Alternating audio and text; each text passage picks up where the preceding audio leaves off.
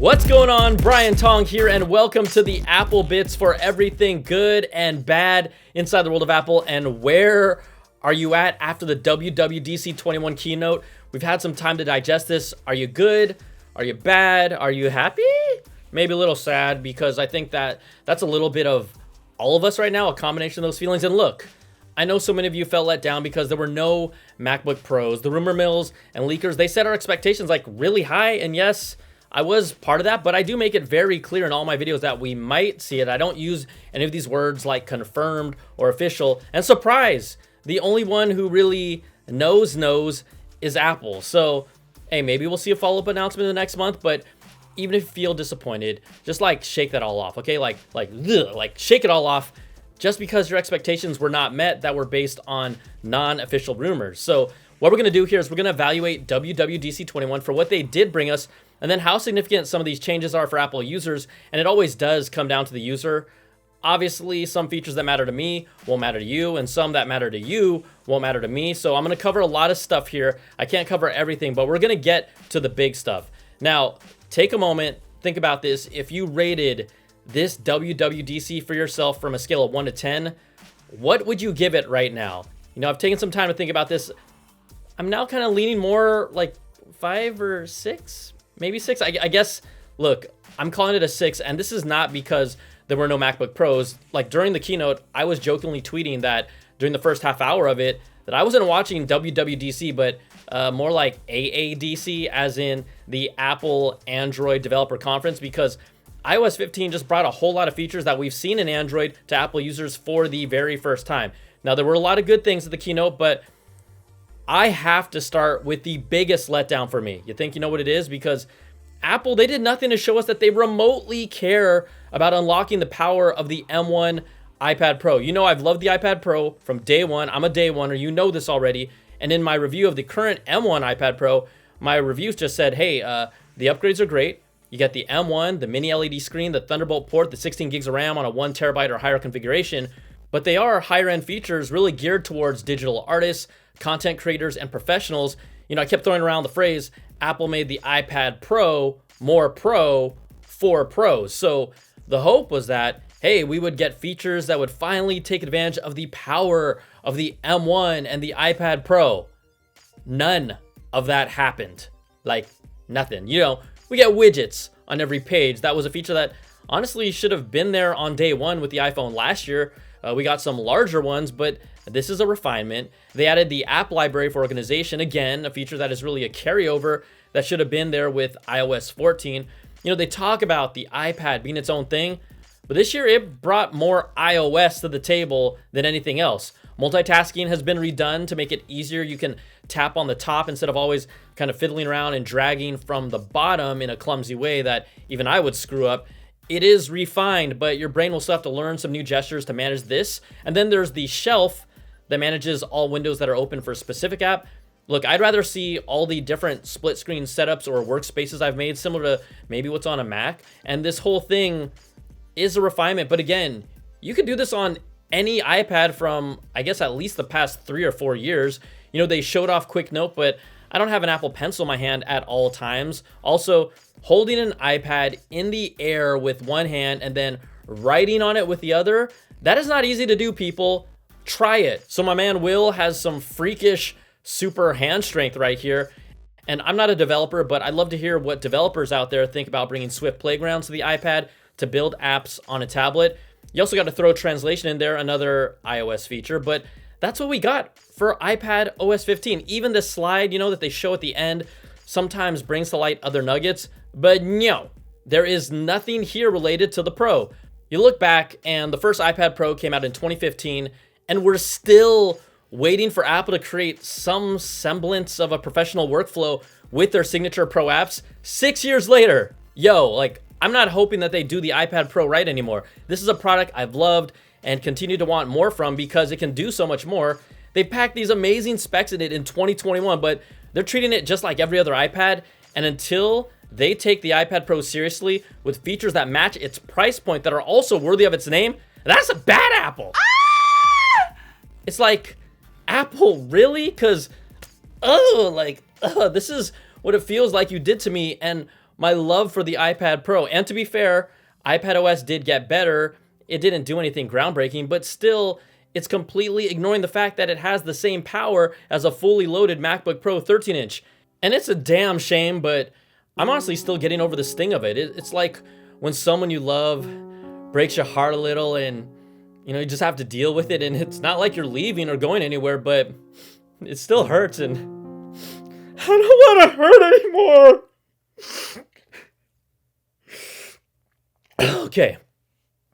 Okay.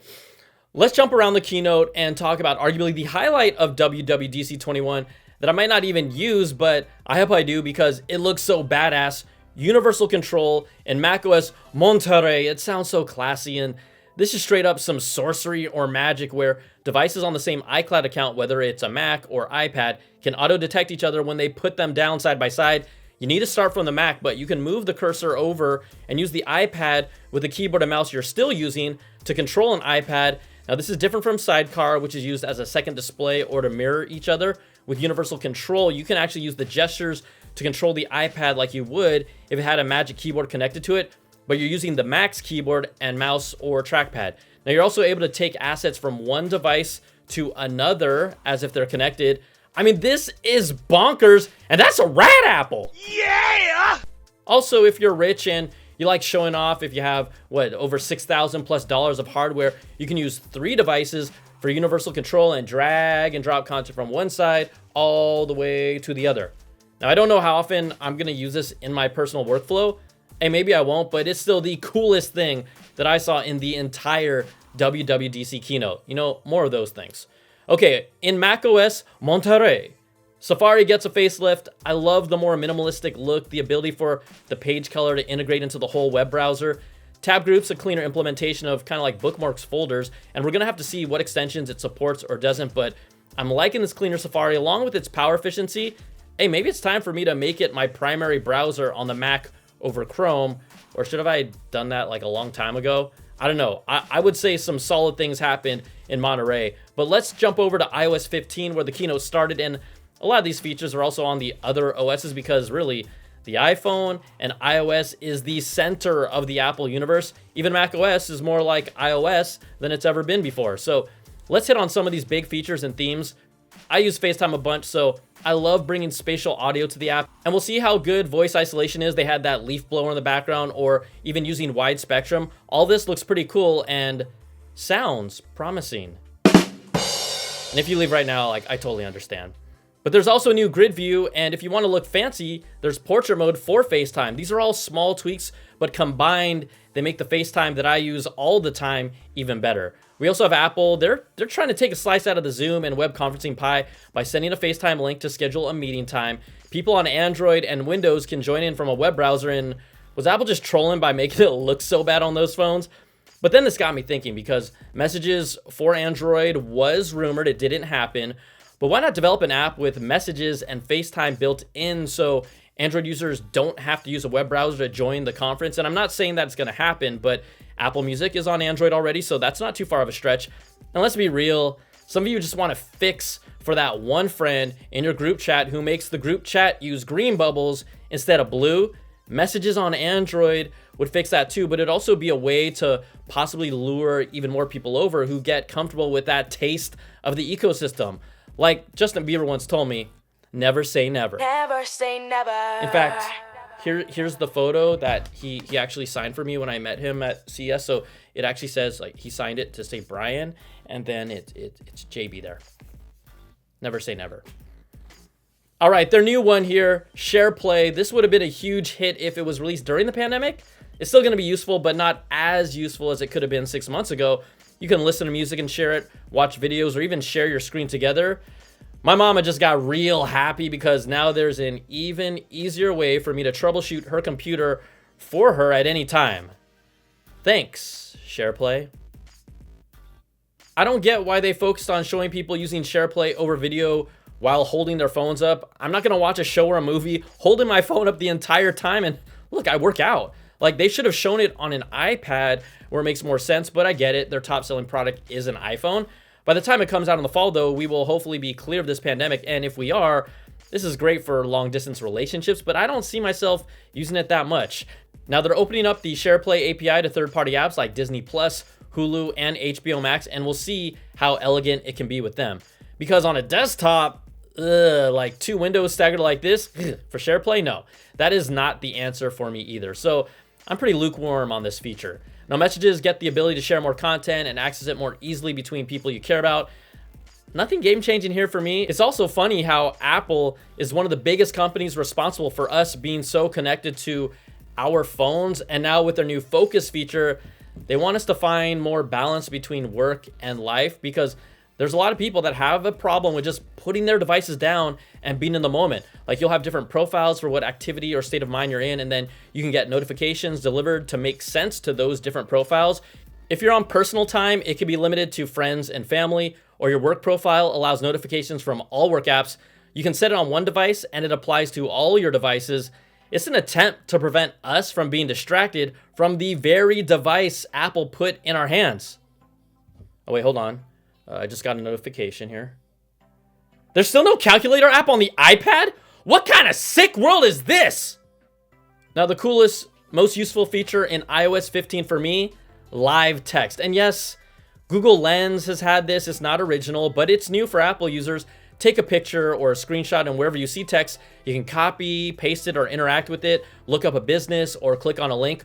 All this happens on device as long as you're running macOS Monterey, iOS 15, or iPadOS 15. If you have a picture on it, even old ones, the neural engine does all the work for you and gives you live text. If you or someone else is running an older operating system, you won't be able to take advantage of this feature. It understands 7 languages on launch. It works on objects and locations or books and art. Like I said, this is Google Lens, but Apple's version of it, and I am not even mad. It's not original, but I'm happy it's on iOS, and I know I'm going to be using this a whole lot. Apple Wallet gets better and can unlock your house or apartment with HomeKey if it's a compatible lock. They're adding corporate badges and over 1,000 Hyatt hotel properties that can be used as a hotel key. But its biggest move, bringing ID cards to Apple Wallet. So you can scan your driver's license and then it puts it right into Apple Wallet like magic. The TSA is also on board as one of the first places that you'll be able to use your digital ID. And I know it might take time for your state to get up to speed, but I'm taking my wallet out with me less and less these days, and I love this. I hope everyone starts kind of getting used to this idea, because that's a good Apple. And I've also been saying this for a while. Let's let go of everything you thought of Apple Maps being a total disaster from years ago. Apple's invested in this app, and in the past where I would have had done, honestly, everything to avoid it, I enjoy using it. I use it. It hasn't done me wrong over at least the past 2 or 3 years, and I've preferred it over Google Maps at times. Now, it's not available everywhere. That's one of its drawbacks. But if you're in a country that supports it or will support it by the end of this year, this is a legit product, and it's getting better. We got their maps that are even more detailed with customized looking landmarks. You got elevation. It has much more of a polished look to them. Really, it's become an Apple-fied maps. Even nighttime mode with cool looks for iconic spots. I mean, that looks sweet. Now, using the maps while driving, there's more road details like crosswalks, and it renders overlapping interchanges in 3D. Trust me, you're gonna need that if you're visiting LA. You can also scan the buildings around you to get your bearings in maps if you're in one of the cities that's getting this feature by the end of the year. Unfortunately, Laredo, Texas was left off this list. But why did I spend time on maps? It's because I like it. I like it a lot. So that's what we got in iOS 15. A lot of nice improvements and features. FaceTime stepped up its game. Live text, real IDs in Apple Wallet and Maps. I thought it was a pretty solid offering with things that I liked, but there's also a lot of things I will never use or didn't even mention, and that's okay too. Now, AirPods get some improvements. Hold on, let me correct that. In reality, it's the AirPods Pro and AirPods Max. Conversation boost for people with hearing challenges focuses in on the person you're talking to, but it only works with AirPods Pro. You can use AirPods Max and AirPods Pro to send out a Bluetooth signal to the Find My network in iOS 15. You can also get a separation alert from them if you leave them behind.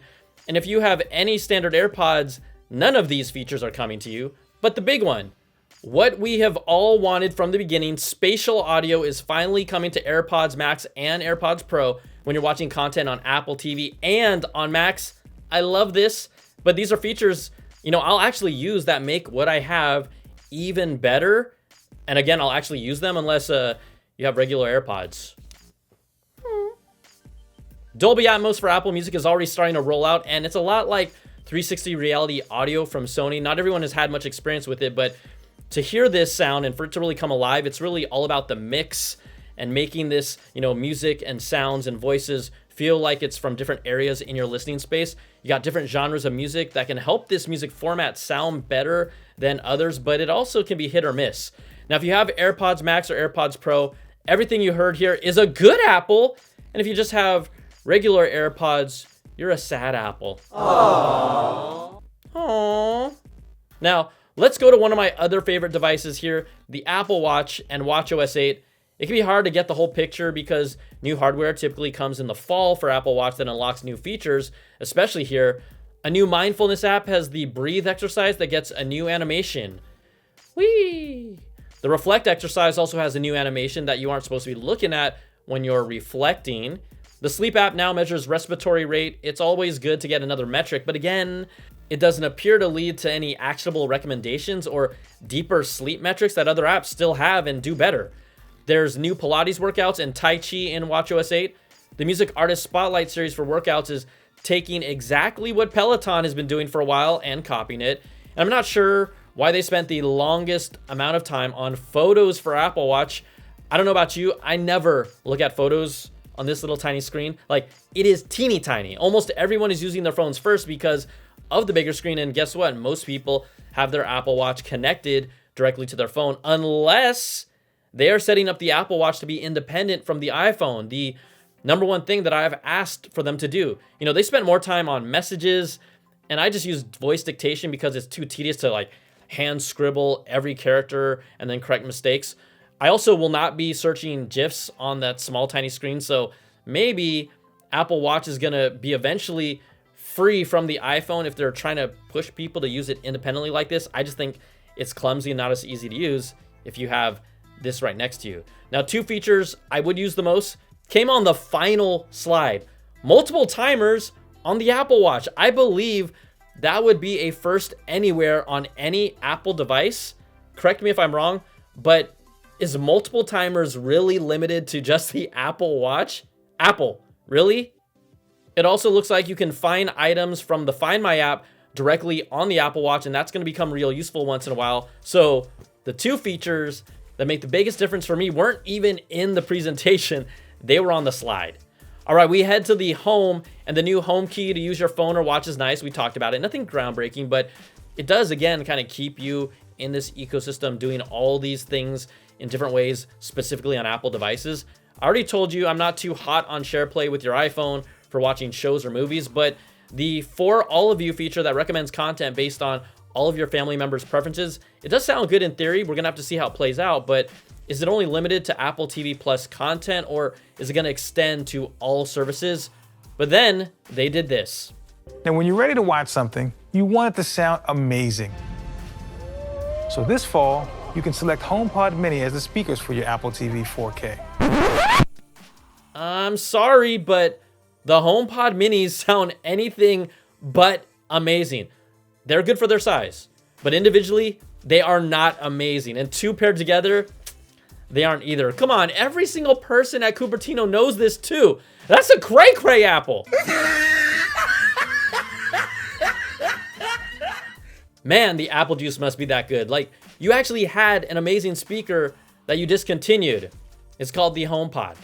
All right, the biggest news, Siri will be coming built in on third-party devices. This is a huge step if it means more devices beyond the roughly 600 plus that they have right now will finally be compatible with Apple's HomeKit platform. And that just piggybacks perfectly on their smart home platform, Matter. That is going to be the official name of that smart home alliance made up of Google, Amazon, Apple, pretty much every other major smart home vendor covering tens of thousands of devices. The Apple smart home finally just got a whole lot better, and that's a good Apple. Yeah. All right. There is so much in here. There is so much that I didn't talk about. But after breaking down some of this, how would you rate the keynote after, I guess you maybe cooled down some? I want to know. Put in the comments. Tell me your rating for the event. And then there's things I didn't talk about. Maybe there's things that you liked I didn't talk about. Maybe there's features you really didn't like that I didn't talk about. Maybe there's stuff you really didn't like that I did talk about. Put it all in there. let it go. This is like a cathartic process, but woo, that was a long one. But even with all the things Apple did, the disappointment to me, the biggest one, the biggest letdown, the M1 iPad Pro is still like hanging over me. So that's why I still give this, I'm like middling 5 or 6. It wasn't horrible. It wasn't great. It wasn't the best we've seen, but that M1 iPad Pro situation with iPadOS, that was like that was a punch to the gut. I hated that. So, all right, that's gonna do it for this video. If you like what you see, give me that thumbs up, subs up, and hit that notification bell, ding, to get all my videos when they drop. And if you want more of that Apple goodness, you can check out my Apple Bits XL audio podcast to get the latest deep dive with all these stories and new ones every week with special guests. Thank you so much for watching. I'll see you soon. You know that I got plenty more videos coming, so we'll talk to you soon. Take care and be safe. Peace.